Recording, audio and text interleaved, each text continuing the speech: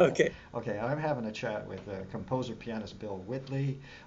We're going to be talking about his 2017 Ravello CD release. It's called I Dream Awake, new music by Bill Whitley, and very very interesting CD. And the whole CD has something, a character to it that I think is you, and we will discuss it. You also mentioned that this CD kind of in your program notes kind of was a kind of epiphany for you. We'll talk about that in just a bit. Let me get through this thing. I just want to kind of cover the works on the CD. Los Cielos, 2008, composed in 2000. Lily of Force, very interesting, based on an Alexander Calder mobile. Wonderful, 2009. Creation of the World, 2016. You get more and more complex here. Awake, and we're going to spend some time, I hope, if we have time, talking about Awake from 2015. And then a really charming, really lovely, lovely set, Little White Salmon from 2010, with readings and poetry that you were also a part of creating. It's a wonderful CD. Now, about the credentials, okay? First of all, a quote, so that I can get out of trouble if I get in trouble. Quote, Bill Whitley's music is about the journey toward a new perspective, inspired by interactions with the natural world and by meditation practices. A defining feature of Bill's works is hypnotic passages, that's for sure. I'm going to talk to you about this compositional idea that is clearly in lots of your music. Bill's work is hypnotic passages interspersed with intensely rhythmic, very much so, energy passages, but always featuring lyrical material, that's for sure. You'll hear elements of Gregorian chant, Indian raga music, gamelan, and progressive rock in his work, says this person whom I don't know who wrote that quote. I think it was on your most recent CD, Then Elephant Speaks, yeah? Then Elephant Speaks, yeah. By the way, what crazy titles! It's like deciphering code just to figure out the titles. And then just one more quick one, because I think this is kind of the key. Remember, the title of this CD is called I Dream Awake. So Yeah. here's the little poem. I dream I die. I dream in yellows, blues, and reds. I dream awake. I dream I-84 East. Yeah. That's the Oregon Trail, folks, for those of you. It took me a little while to figure that one out, too, but I dream I-84 East, the Oregon Trail, and that's because Bill Whitley is through and through absolutely, totally, unbelievably Pacific Northwest. I How's that? can't avoid it. And I his can't whole escape it. education, by the way, I think it's very interesting. And let me pull down a little bit, because you are educated on the West Coast. You know, Yes. you've got your Yes. bachelor's degree from Gonzaga in Spokane, That's my right. hometown. Your master's at the University of Idaho, and PhD from the University of Oregon. So this is kind of unique. People still kind of feel they somehow have to, I don't know, do an East Coast or a European thing, or get their education bi-coastally or something. You're through and through Pacific Northwest. I love it, and it's also in your whole persona and the music that you've put together on this CD, certainly. Um, I Good. guess what I want to know is I couldn't find a whole lot about your kind of early time. I know you mentioned that you that you're like 4 or 5 years old and you hear a John Cage piece and go, I think I'll do that. Why don't we start there? How come you were so precocious, and what was that all about? And did your Well, parents have a heart attack? wasn't quite that early, Oh, actually. okay. Not quite that young. So I actually grew up in a cattle ranch in north central Mm, Washington. wonderful. And that's part of the reason I think why I feel so connected to the area, because if I had followed in my father's footsteps, I would still be there. Mm, I would have been the fourth generation cattleman. mm, So that's quite a while to be in an area doing a thing that has to do with so much to do with the land. yeah. So I'm very connected to the Columbia River. I was born in a little town on the Columbia River in Brewster, Washington. But I started playing music because I watched my mom doing it, and she seemed to be having such a good time that I decided I wanted to do it as well. And so I started improvising first. We grew up in a church tradition without music. There was no printed music, and so the worship was basically improvisation that seems a little bit more to me Interesting. now like the Grateful Dead improvs. So there's that sense where you played the song and then the song just sort of fell apart and we kept playing, that sort of thing. So that was the culture I grew up in. And by the time I was 12 or 13, I was exploring, put my own music together. And then I didn't start taking piano lessons till I was 16. When my dad asked the choir director, "What should I do with this kid?" And the choir director says, should probably get him some piano lessons." So that was how I started. That's my earliest life as a musician. But, yeah. Nice, good. Oh, and so your mom taught piano, or she just played piano and you No, learned the piano? she played piano in church, and she was also a songwriter. She would when I was 12 or so, I started playing piano in church, and like I said, there was no music. Mom would sit at the Hammond, and I sat at the piano, and Mom would lean over and say, "Three flats," Really? and that was God. it. So Yeah, but what a great training. you showed me how to make triads. That was the first thing I learned how to do, was make 1, 4, and 5 chords in any key. What really what great training. I'm lousy at jazz. People say, "Oh, G major sharp 7." I'm going, "What?" Speak to me. What do you mean? Come on, put it in whatever, put it in Yeah. properly. Let's talk a little bit about the people that you have on this CD playing your music. And pray I get the pronunciations right. Elena Talarica, piano. Talarico. Talarica or Talarico, pianist.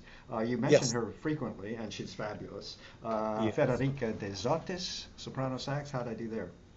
Federico De Zotis. Zotis. Stefano Grasso on vibes. Matteo Laurito. This is going to lead to a question, controversy. Annie Luja, guitar. Lulia. Luja, guitar. Why aren't you helping me on this? Elisa Ah, Lamarca, you're doing guitar. great. Francesco Marzano, flute, and hey, Donna Henderson, that I can Yeah. understand, vocals.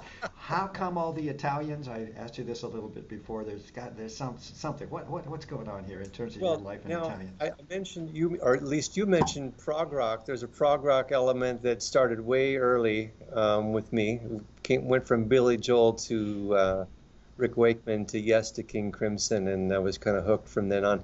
But so I've always kind of, even though I studied, classical music, I've always had a strong, recurring, consistent interest in progressive rock. So one of my composition students at Western Oregon University, when I was teaching there, came in as an older student who had some experience already as a professional musician in Denver and in the San Francisco Bay Area as a progressive rock musician. She had made connections with a musician by the name of Francesco Zago, who has an Italian progressive rock band called Eugen, which you should all go check out. One of the most amazing bands I've ever heard. Is that with a J, as in German? Jugend? I think it's a Japanese word, and I Uh-huh. keep meaning to ask him why he chose that word. But it is maybe one of the best hybrids of rock and classical I've ever encountered. Huh. So you should definitely go check out Francesco Zago and all the musicians on that album. They're all amazing. But through my student, I was introduced to Francesco, and Francesco and I have been playing each other's music. I would put together groups here. We would perform his music and some of my music, and then he would perform some of my music over there. And then years later, in 2016, as I was getting ready to move back down into the Willamette Valley, I contacted Francesco and I said, "Let's make a record," and he was all over it. So without ever having to leave my home here in Albany, Oregon, we did all of that recording from Italy, and he used all the musicians that he knew of over there. So those are all his friends and musicians and colleagues, and now my friends and colleagues and That's musicians. wonderful. Because Wow. I Dream Awake, we've made now two more recordings Huh. that I should tell you about later. Do it, because I'm aware of the newest that I was aware of. I got it written up here somewhere. Of course, I can't find it, but yeah, we'll talk. We'll talk because you have Yeah, had a couple since it's so 2017. they're waiting for the next ones, and they've been really good about commissioning new works as well. Uh, Because Francesco is also the director of the crossover ensemble at Claudio Abbado School of Music in Milan. ah, Well, So you lucked out on that one. yeah, yeah, I'm There's a having the contact. darndest time Wow. trying to get people to perform my music over here. So I need to figure out how to get some stuff happening in Okay, Oregon. now I have a confession to make. Well, trust me, everybody, we'll get back on target here in a second. But my confession to make is that, and I'm thrilled by it, but I'm also a little bit intimidated by it. I'm an old man, I guess, now, and my training always, from the very beginning, was total straight-on classical music in the 60s, when nothing was tolerable else. I mean, all of that rigidity that I'm delighted to say is gone now. So I just have to confess once again that I have so many encounters with so many composers younger than I, but composers, and they rattle as you just did about their fabulous interest in all this rock music when they were kids. And part of me goes, "Oh, horrors!" And then I go, "Oh, yeah, that's right. That's what's happening. That's the sugar who who I mean Gunther Schumann thing about this mix of styles and types, and that also again exactly describes, I think, your CD a bit, and we're getting there. But here's what I want you to explain, because I think you indicate, certainly with one piece, this idea of constructs in your, I don't know, sort of spiritual natural world that you Okay. inhabit, and how you do or do not translate that into your musical constructs. I'm thinking again of you mentioned, quote, mandala experience. Yeah. Uh, can you kind of help me understand where you're coming from on all this? What do you mean by how does In that all work? regard to nature or Just specific? what you mean by that? For example, let's look at Awake, of, Yeah. which is on the CD. Let me pull down to it, and it's interesting because it's let me find it. 2015. It's for soprano, Yep. soprano sax, piano, and Soprano flute. saxophone. By the way, beautiful, beautiful colors. That soprano sax and flute together when they're playing unison, it just so there's just some nice little edge to it. Um, It has a nice is chorus that an sound. example? Is this the piece that you talk about, sort of organizing around a mandala, an idea of, I'm thinking of repetitive fragments. Do you see what I Yep. mean? Trying to set a That's mood. exactly That's what I'm correct. trying Yeah. to have you That's explain to just me. right. Sure. So one of the things that I keep finding in nature um, is the idea of cycles and circles that keep coming back in little pathways that you can follow. The mandala is very much a disciplined approach to that. You have this sort of pathway that you follow, and it can be really intricate. And if you stop focusing on it, you lose your place, right? So there's a sense of linear, even though it doesn't have a left or right linear. You may be going inside of a circle or coming into a center from a different direction, but there's this pattern. And the pattern itself, this looping sort of weave that goes through there, is really intriguing to me. And I see that in nature. I see that in things like mandala. I'm very intrigued also by um, the prayer wheel, the Tibetan prayer wheels with the circles within circles.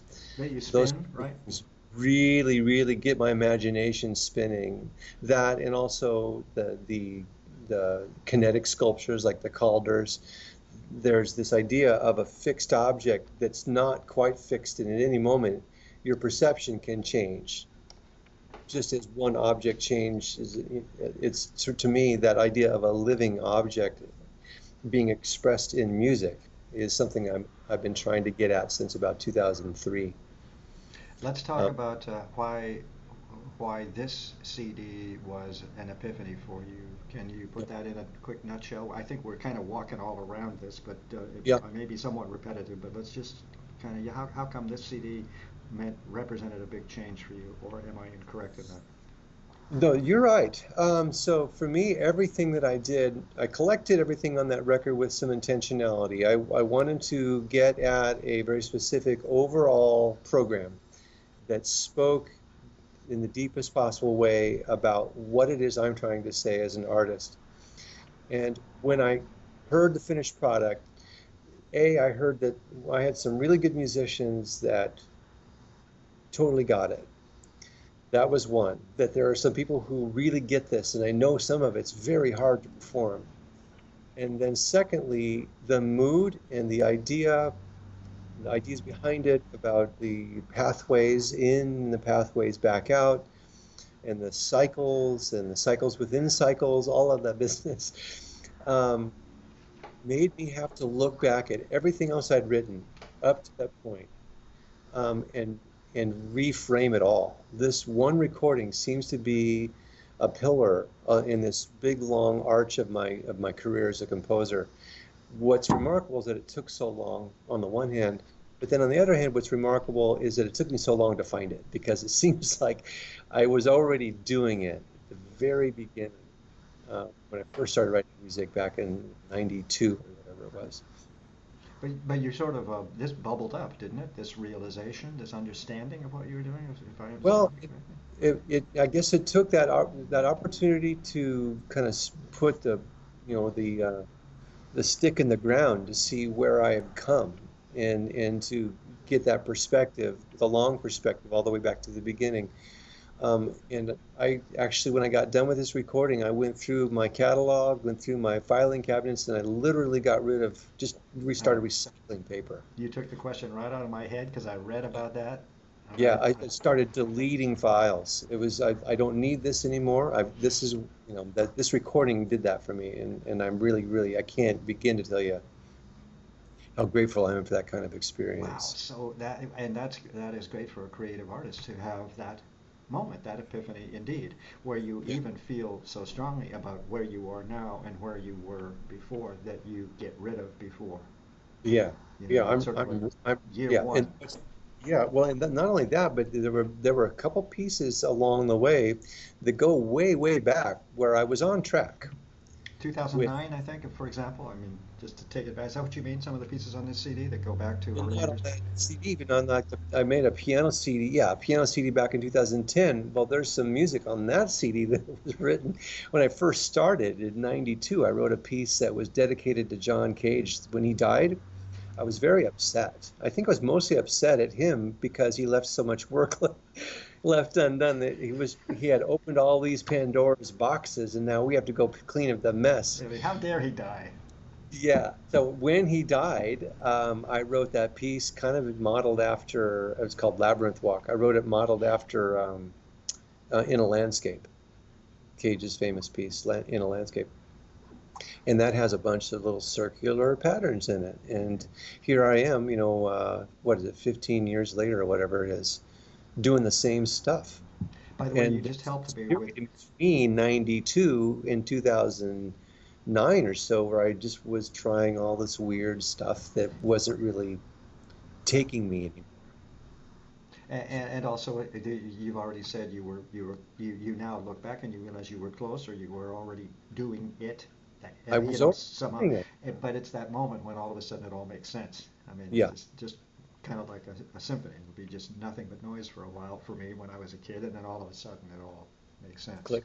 Yeah, yeah. Just because I'm so curious about it, and because I'm looking at this picture of this Alexander Calder piece, and I'm so Mhm. fascinated by what you have said about it. I'm speaking of the piece on the CD. It's called "The Creation of the World" from Actually, it's 2016. called Lily Oh, of Force, you mean? well, have I got my things wrong here? I've got. Let's go back up. Hold it. Yeah, Maybe I'm.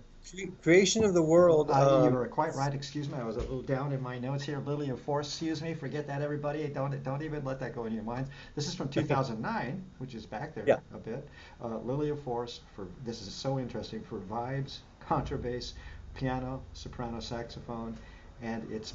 You have said in your notes that it's modeled after this. Thank you. I'm now back on track here. This wonderful, incredible Alexander Calder yeah. mobile, and just looking at the picture, as I mentioned to you off camera, the slightest, teeniest whisper will set that creature in That, motion. It's so that's correct. delicate. So Yeah. help me understand. I may even put this image up on your page of Performing Arts Review when we get there. Just the idea of how does an intellect that is creating a musical piece look at another piece of art, this mobile of Alexander Calder's. How does it work? How did things? Can you even describe how you put a piece together and base it You on it? know, I'm sure that my experience as I wrote the piece, no, I'm not sure. I don't know exactly how people are going to hear it, whether or not they're going to hear it the same way I do. But when I wrote the music, My feeling was that these objects that are otherwise fixed are set in motion, um, and there's no sense of. I guess the thing that I was trying to do was free myself from this anxiety about the leftward narrative, right? So now, if I could create blocks of music that didn't change, that, for example, I've got a piano here, so that Yeah. literally forces. That's all it is. I keep changing the pattern a little bit. So you take this tiny little object, you put it on a string, and you keep moving it, right? So you can see it in a gazillion different ways. And then once you've sort of focused on that object, then you bring another element in, right? So rather than worrying about a narrative in the piece or development or anything like that, I'm Uh-huh. treating my musical materials like little objects. So they're fixed, but in motion. That explains a lot for me also because as I listened to the CD and to pieces, like for example, Lily of Force, uh, not that that is necessarily an example, I'm going to have to brush through my notes here again, but an episode will occur Yeah, and then there will be silence yeah. for a few seconds, and then entirely, really, unless there are little fragments left, but I haven't listened to it that many times, but an entirely different idea. So I'm thinking, you just described something about little hanging pieces. So am I Yeah. close and kind of beginning to understand how that structure works, or am I all wet? Yeah. Well, and you were asking about Awake earlier also. That's very similarly composed. Lily of Force and Awake are very similar. They have these Hmm. little loops, these little objects that keep moving and oscillating. But what I explored more in Awake was the idea of taking notes out. Just suddenly, where you'd have, I take a 5 note pattern, say, and I've got this colatomic, I'm borrowing this idea from Gamelan, have this colatomic structure where the three instruments, the flute and the soprano saxophone and piano, are all kind of interconnected doing the same pattern, and then I'll drop one of them out, right? And then I'll drop it all out, and there'll be nothing. And then you have to sort of, you're imagining what that pattern was like, and then Hmm. suddenly parts are removed. Yeah. It's a little like a mystical experience. Suddenly you're not quite sure where up is and where down is. So that's a little bit what I was after in that. You're giving me the weebie-jeebies because it speaks to composers, period, as in little secrets, little constructs, Yeah, little personal things, little yeah. stuff that it takes scholars and musicians 400 years to figure out. No, I'm just doing a little bit of subtractive synthesis. Let's talk a little bit about really charming, and it's, how Northwest can you get? I'm speaking of Little White Salmon from Okay. 2010. It's for two pianos and vocals and vocal slash narrator. Uh, Yeah. and what I found, so why I wanted to spend a little time on it, because it's just a little piece of bonbon, really. Is it five or I think little lovelies. I can't think of any that describe the journey of the salmon. That we all know this historic, fascinating life Yeah. cycle of the salmon. But I just find it so. Hang on, I got to get something out of here. Okay, there we go. Yeah. So charming, and I just want to, and again, like for example, White River, the first little piece, bubbling piano movement, that feeling and sound of water, of the river, of the Columbia, again, if you will, Yeah. swift and sparkling, all that. The eddy is another one nice little motive, a very simple little melody, as are so many of your even fragments, little Yeah. melodic fragments that you work with. Uh, and then the narration, these wonderful poems that you were part of writing with help. I'm gonna chase her name down. Hang on a second. Donna With Henderson. Donna Henderson, Yeah. who also does the reading. Beautiful. She has such a beautiful way She of does. forming, of reciting and making sentences, making She's a poetry. wonderful reader and an amazing, amazing poet. We have several song cycles that we've written together I haven't yet had recorded. Oh, wow. So there's more. Oh yeah, yeah, Oh, yeah. wow. We've got at least an hour of music that we haven't recorded yet. Is there is there because you are sort of meditative and mystical and all that good stuff that composers are supposed to be anyway. But I can't help it when I'm looking at the booklet. There's I'm reminded of many things, but the long sort of descriptive full color story of the salmon, and it's like, is there anything at all? Don't let me put you on the spot here. Put me on the spot if I'm out of line here. But is there anything kind of mystical? You are definitely of the Northwest, and you know the salmon run up the Columbia is so a part of the Northwest life. So all of that is true. When I first wrote that and when we premiered it, and this was 2011 or something. I kept telling the piano players, no, no, this is not autobiographical. This is just, I'm just observational, and it totally is. It's totally autobiographical. And even the idea of me not being Native American, the word white in there seems to be important.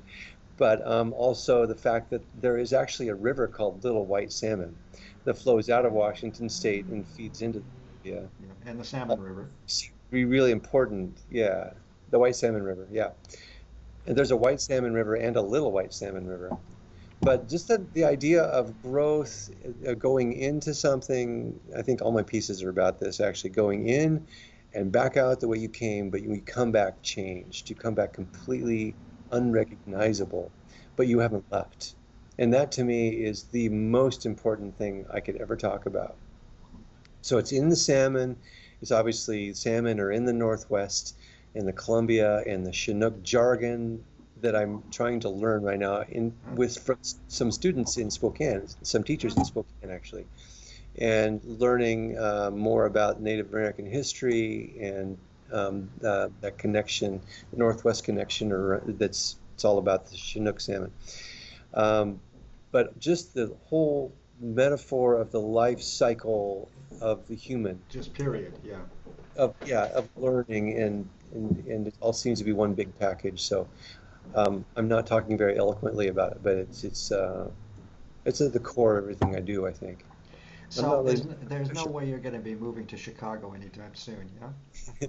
I had a tenure track position offer back in 2005 in Indiana, and no joke, I flew out there. I had a great time, and I remember flying back thinking, where would I ride my mountain bike? That was the only thing I could think of. You'd ride it flat, is what Yeah, you'd ride it flat.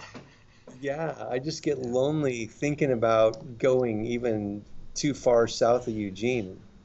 That's I yeah, know it's such dangerous territory south of Eugene, that's right. Eugene you is know. the south. And then there are those Californians, very dangerous, very wild and crazy California is a people. whole other set of cultures, isn't it?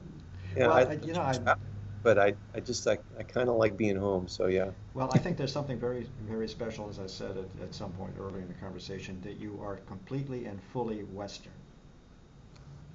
Just I think you're the first 100%er so far that I've found. Everything you are centered in the Pacific Northwest, I and that is I where you get your juices. You know. I love that one of your most famous Californians is actually from Oregon, Here, Lou here. Harrison. Yeah, yeah. Here, here. Good for, Lou well, Harrison yeah. is kind of one of my Ah, ideal leaders. I got to do two master classes with him, and that was one of the highlights of my life. ah, fantastic. And you're so right. He is very much of this area of the Yeah. Pacific Northwest in particular. And I live happily in Southern California. It's all fine and good, but there is something flowing in me still. That's like the Spokane River and the Columbia. Yeah. So and the quality of light and on it goes. So Yeah. here. Let's salute the Pacific Northwest. Beautiful, No, thank beautiful you. place in the country. Okay, let's see if what have I forgotten to ask you? I think I've pretty well covered what I wanted to get to. What are you dying to tell? Let's talk about the most recent CD. Isn't there one that comes out August 28th or something? 23rd, 23rd. Let's August talk. 23rd. So yeah, so that started out as an EP, a digital only EP. And originally it was just two tracks. It was this new piece that had been commissioned by the group we were talking about there in Milan, called Then Elephant Speaks, and I'll tell you about that in a second. And then Elena did another recording of a piece of mine that they've been performing a lot over there called The Circles. So there's the idea of the circles again. But she re-recorded it, and then they did a bunch of cool electronic stuff with it. Huh. So then I sent it off to the people at Ravello, and they agreed to release it. But they said, why don't we do a couple remixes too? A little bit more experimental. So now what we have is a digital only EP that's coming out on the 23rd of August. It has 5 tracks on it. The first 2 tracks are the title track, Then Elephant Speaks, by an ensemble. The ensemble was 2 pianos again, of course, um, 2 electric guitars, uh, vibes, and Sorry, I had a motorcycle just go by outside my apartment. What was that? What, give me the But instrumentation the again. ins- so the instrumentation of Then Elephant Speaks is two Yeah. pianos, 2 electric guitars, harp, and vibes. A lot of the Ooh. same characters that we've already mentioned. Yeah, So nice. yeah, so the second movement or second track is a re-recording of The Circles by Elena, and then tracks 3 and 4 are remixes of the first two. And then the fifth track is a re-release of my 2010 recording of The Circles. But Wonderful. then Elephant speaks. So it's a lot like Awake, this idea of going through this pathway, circular pathway of patterns and cycles, and then patterns within patterns until the cycle essentially ends itself. Cycles tend to do that. And then I started on a new idea, and that is the idea of the elephant. And the elephant has his own set of cycles and his own melody and his own set of notes. But generally speaking, the title you were asking about, I was writing this commission for this group in Milan when the Marjorie Stoneman shootings occurred.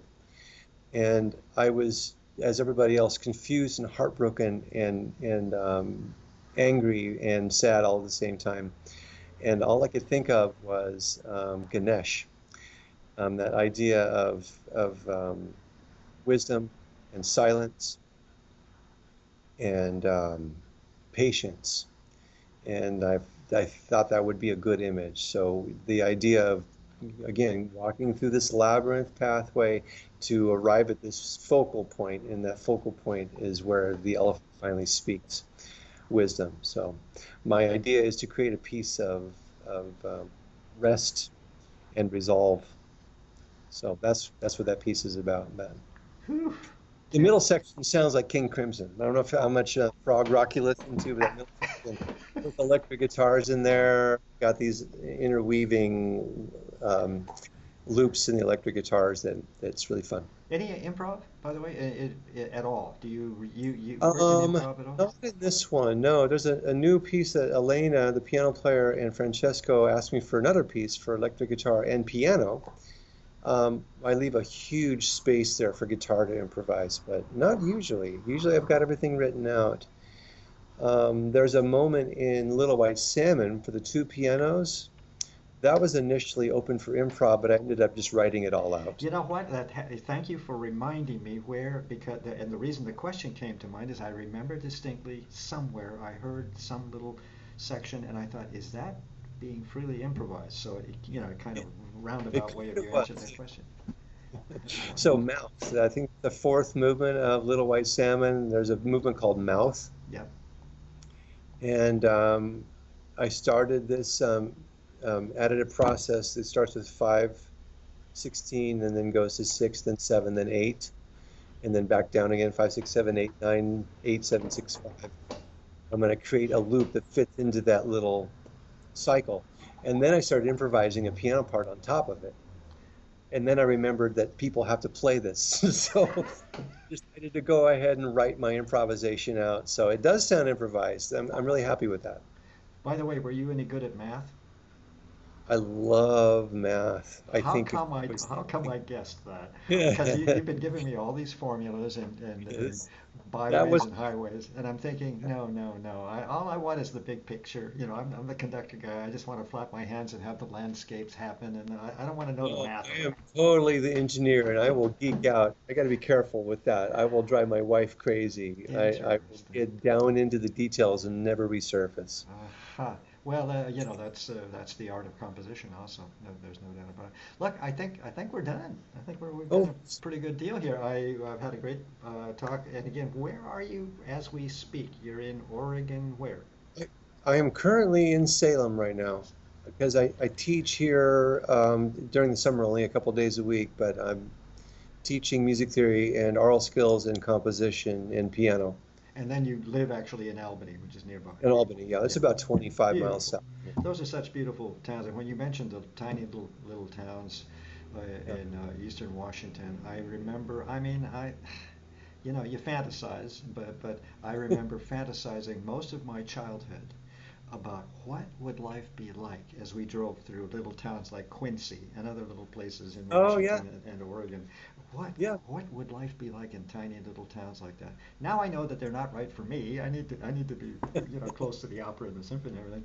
But fascinating to have that kind of experience, this tiny village experience in America in this century, in this It past it century. So can wonderful. it Bill it never. Whitley, we've been talking about your 2017 Ravello release, I Dream Awake. I'm going to put up all the information about it. We're going to put up the video. There you have a ton of excerpts that I can put up of YouTube excerpts from it. And keep me posted, everything that you do or do not do on Facebook and elsewhere so that I can then keep pushing it up. And then I am behind. I'm telling everybody flat out so I don't go to hell, but I am behind in catching up on written reviews. So it'll be a little while, but it'll just give you another big push of publicity. See what I mean? Super, yeah. That's how Visit I. my Facebook page Oh, you're the and guy that I've owed a review to since about 2010, right? that's not all your fault. I disappeared sometime in 2018, and I was writing Then Elephants Speak. To be completely honest with you, I just descended into the details. And you gave me an excuse to completely forget about you. Thank you so That's much. okay. So So now we're I'm going to glad get you caught up. But remembered. what I've learned is if you bite off too much, and then you get in trouble. I bit off quite a bit more than I ever dreamt I could chew. So there you go. Anyway, I'm catching up. So Okay. great pleasure talking with you. Thanks so much. I Thank you didn't very miss much. It was anything. a pleasure, Dan. Appreciate Lots, it. lots of good fun. Okay, bye. Bye.